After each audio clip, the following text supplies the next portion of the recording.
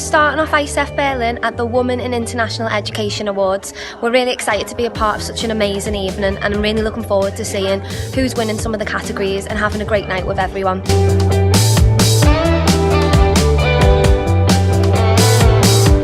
I've just finished the ALTO training session, which is about creating a positive environment in the workplace and getting rid of those bad habits. And there's definitely some top tips that I'll be taking back to the office.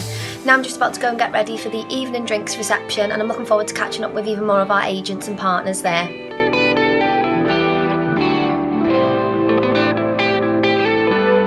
So I'm ready to start my meetings here at ICEF Berlin.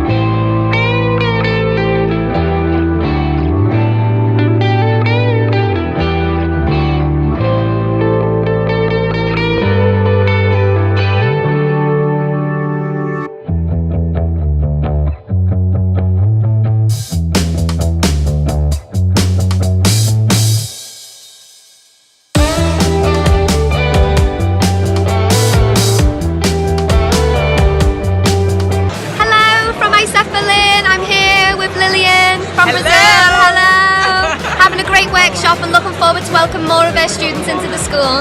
Yes. Woo!